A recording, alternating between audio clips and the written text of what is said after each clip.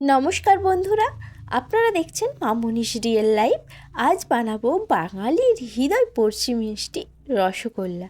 চলুন দেখে নিই কীভাবে বাড়িতে সুন্দর রসগোল্লা বানানো যায়, নরম এবং তুলতুলে পারফেক্ট রেসিপি। চলুন দেখে নিই। তার জন্য প্রথমেই আমি কিন্তু হাফ লিটার দুধ, এবং সেই দুধটি যখন গরম হয়ে ফুটে আসবে সেই মুহূর্তে আমি এখানে দিয়ে দিচ্ছি 1 চামচ আন্দাজে ভিনিগার। তো সেই ভিনিগারটা ঠিক দিয়ে দেওয়ার পরক্ষণে আমি গ্যাসটা অফ করে দেব, এবং গ্যাস থেকে কিছুক্ষণ নামিয়ে ওটা ভালোভাবে নেড়েচেড়ে নেব। দেখবো ছানাটা কেটে গেছে।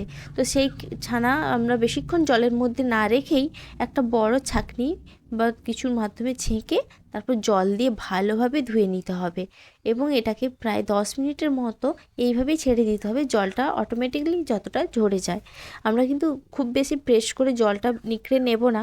তো একটা পাত্রে বড় রকম পাত্র নিয়েছি, ছানাটা নিয়েছি, এবং তাতে 1 চামচ আন্দাজে কর্নফ্লাওয়ার অ্যাড করেছি।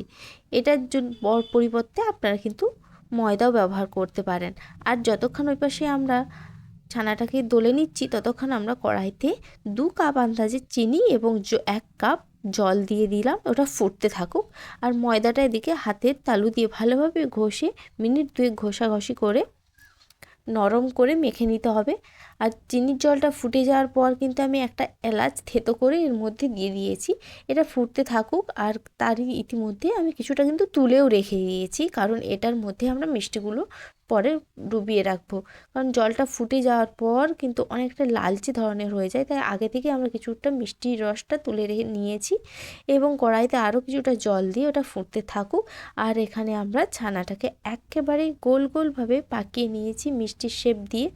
হাই ফ্লেমে ফুটন্ত মিষ্টির রসের মধ্যে একে একে ছানার বলগুলোকে ধীরে ধীরে ছেড়ে নেব, এবং এর মধ্যে কিন্তু আঁচটাকে কমালেই চলবে না, ঠিক একইভাবে ফুটতে থাকবে জলটা।